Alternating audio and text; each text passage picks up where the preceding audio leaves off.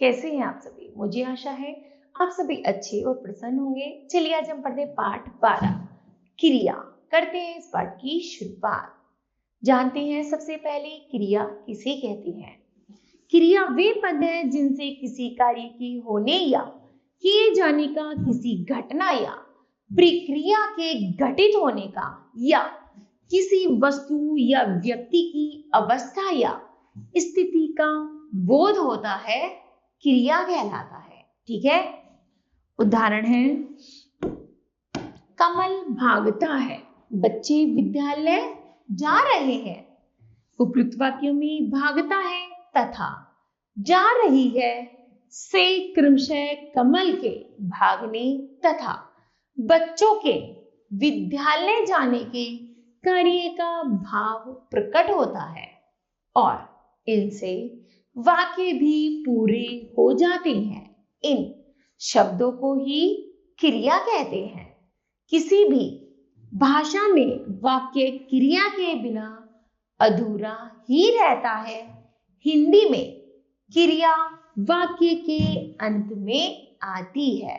ठीक है, चलिए जानते हैं परिभाषा के माध्यम से। जो शब्द अथवा शब्द समूह किसी कार्य के करने या होने का बोध कराए, उस शब्द को क्रिया कहते हैं।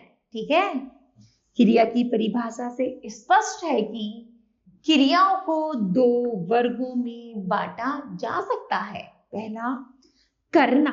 करना क्रिया से किसी कार्य का बोध होता है अतः इस वर्ग की क्रियाओं को कार्यवाची भी कहा जाता है, जैसे अनीता लिखती है। होना। होना क्रिया से किसी वस्तु से होने अर्थात अस्तित्व का बोध होता है, इसलिए इस वर्ग की क्रियाओं को अस्तित्ववाची भी कहते हैं, जैसे वह सुंदर है। ठीक है, आगे है धातु। धातु किसे कहते हैं?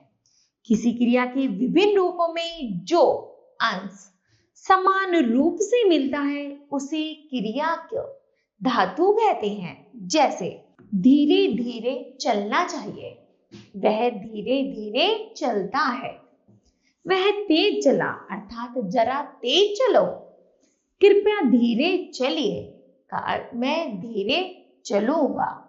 इन वाक्यों में क्रिया का चल अंश समान रूप से सभी में आया है अतः चल धातु है। धातु में ना जोड़ने पर क्रिया का सामान्य रूप बनता है और सही शब्द कोश में मिलता है। जैसे सामान्य रूप है चलना, पढ़ना, लिखना, हंसना। देखना धातु रूप चल, पढ़, लिख, हंस, देख आदि। आगे है क्रिया के भेद। कर्म के आधार पर क्रिया के भेद। कर्म के आधार पर क्रिया के दो भेद होते हैं। सक्रिमक क्रिया। सक्रिमक का अर्थ है कर्म के साथ जहां क्रिया के कार्य का फल कर्म पर पड़ता है उसे सक्रिमक क्रिया कहते हैं। जैसे कोमल पुस्तक पढ़ती है, मोहन पत्र लिखता है। उपयुक्त वाक्यों में पुस्तक तथा पत्र कर्म है और क्रिया के कार्य का फल पुस्तक तथा पत्र पर पड़ रहा है अथवा पढ़ती है और लिखता क्रियाएं सक्रिमक है। क्रिया से पहले क्या या किसको, किसे आदि लगाकर प्रश्न पूछने पर यदि उत्तर मिल जाता है तो क्रिया सक्रिमक होती है, अन्यथा नहीं। सक्रिमक क्रिया के दो उपभेद होते हैं। पहला, एक कर्मक क्रिया। इन क्रियाओं में केवल एक कर्म होता है, जैसे मनोज गेंद से खेलता है। दूसरा, इस वाक्य में केवल एक कर्म है गेंद अतः खेलता है, क्रिया एक कर्मक है। दूसरा है द्विकर्मक क्रिया। इन क्रियाओं के दो कर्म होते हैं, जैसे मां बच्चे को दूध पिलाती है। आगे है अकर्मक क्रिया। आक्रमक का अर्थ है बिना कर्म के। जहां क्रिया के कार्य का या व्यापार का फल कर्ता पर पड़े उसे आक्रमक क्रिया कहते हैं। जैसे सीता हंसती है, वह क्या है क्रिया? सक्रमक है। भालू भागता है, बच्चा रोता है। उपयुक्त वाक्यों में हंसने, भागने तथा रोने की क्रियाओं का फल क्रमशः सीता, भालू, बच्चा कर्ता पर पड़ रहा है, अतः ये क्रिया आक्रमक है। मुख्य आक्रमक क्रियाएं जैसे चमकना, जागना, उठना, गिरना, डरना, दौड़ना, ठहरना, पढ़ना, बढ़ना, लेटना, सोना, मरना, रोना, लजाना, हंसना, फिरना आदि। पूरक अपूर्ण क्रियाओं के अर्थ को पूरा करने वाले शब्द पूरक शब्द कहलाते हैं। जैसे हरि ने मोहन को दिखाया। दूसरा उदाहरण है पंडित जवाहरलाल नेहरू भारत के थे।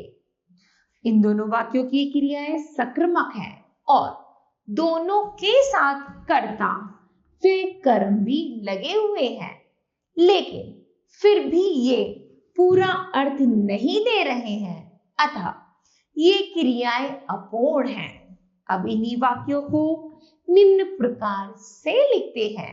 जैसे रमेश ने मोहन को खिलौना दिखाया। आगे पंडित जवाहरलाल नेहरू भारत के प्रधानमंत्री थे।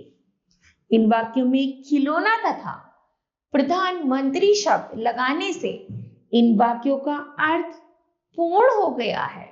अर्थ को पूर्ण करने वाले इस प्रकार के शब्द ही पूरक कहलाते हैं।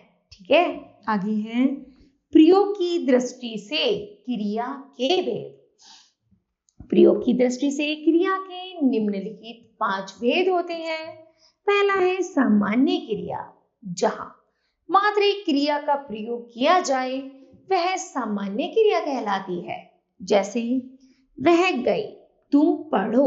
इन वाक्यों में गई तथा पढ़ो केवल एक क्रिया शब्द का प्रयोग किया गया है, अतः ये दोनों सामान्य क्रिया के उदाहरण हैं। ठीक है, आगे है संयुक्त क्रिया। वह क्रिया जो 2 या 2 से अधिक धातुओं से मिलकर बनती है संयुक्त क्रिया कहलाती है। जैसे जहां एक से अधिक क्रियाओं का प्रयोग किया जाता है उन्हें संयुक्त क्रिया कहते हैं। जैसे वह चलता गया, वह पढ़ चुका था, गौरव आ गया, उसने शेर को मार डाला। उपयुक्त वाक्यों में एक से अधिक क्रियाओं का प्रयोग किया गया है।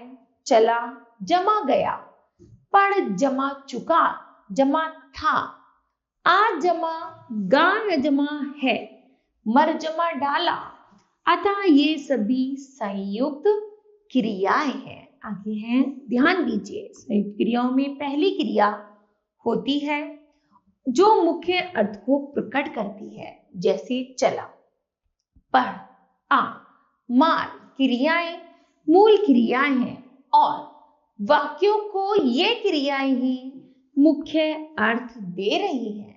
इसके पश्चात जो क्रियाएं प्रयुक्त की जाती हैं वे सहायक क्रियाएं होती हैं।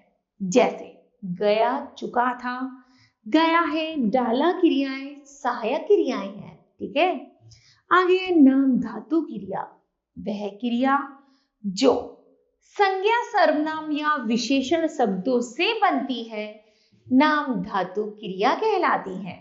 जैसे सुरेश है, नीचे कुछ नाम धातु क्रियाएं दी जा रही हैं, इन्हें समझिए। जैसे संज्ञा शब्दों से है बात से बतियाना, साज से सजाना, रंग से रंगना, शर्म से शर्माना, हाथ से हथियाना, लाज से लजाना आदि। उसके बाद है सर्वनाम शब्दों से अपना से अपनाना, विशेषण शब्दों से मोटा से मुटियाना, गर्म से गरमाना, नर्म से नरमाना।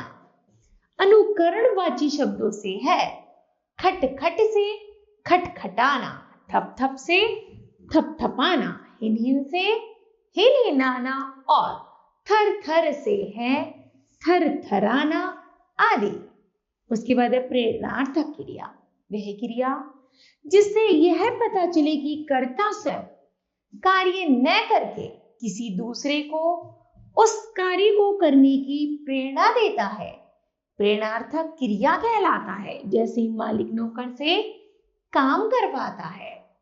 इस वाक्य में करवाता प्रेरणार्थक क्रिया है, क्योंकि मालिक स्वयं काम न करके नौकर को काम करने के लिए प्रेरित करता है। प्रेरणार्थक क्रियाओं में दो कर्ता होते हैं, प्रेरक कर्ता तथा प्रेरित कर्ता। पहला है प्रेरक कर्ता, जो प्रेरणा प्रदान करे, जैसे मालिक। प्रेरित कर्ता, जो प्रेरणा ग्रहण करे, जैसे नौकर। आगे है पूर्वकालिक क्रिया। मुख्य क्रिया से पहले आने वाली क्रिया को पूर्वकालिक क्रिया कहते हैं। जैसे बालक पानी पीकर सो गया, बच्चे बस्ते उठाकर स्कूल जाते हैं। उपयुक्त वाक्यों में मुख्य क्रियाएं हैं, जैसे सो गया, जाते हैं। इन क्रियाओं से पहले पीकर, उठाकर क्रियाएं प्रयुक्त की गई हैं। ये क्रियाएं पूर्वकालिक क्रियाएं हैं। मूल धातु में कर, करके आदि जोड़कर पूर्वकालिक क्रियाएं बनाई गई हैं। ठीक है, तो बताओ बच्चों, आपने इस पाठ से क्या जाना? हमने जाना कार्य के होने या करने को क्रिया कहते हैं। जिस कार्य क्रिया में कर्म की अपेक्षा न हो उसे अकर्मक क्रिया कहते हैं। जिस क्रिया में कर्म की अपेक्षा हो उसे सकर्मक क्रिया कहते हैं। प्रयोग के आधार पर क्रिया के चार भेद होते हैं: संयुक्त क्रिया, नाम धातु क्रिया, प्रेरणार्थक क्रिया, पूर्वकालिक क्रिया आदि। नाम धातु क्रिया संज्ञा, सर्वनाम व विशेषण शब्दों में प्रत्यय जोड़कर बनाई जाती है। ठीक है, इस तरह बच्चों यह पाठ समाप्त होता है। मुझे आशा है कि आप सभी को भी यह पाठ समझ आया होगा। धन्यवाद।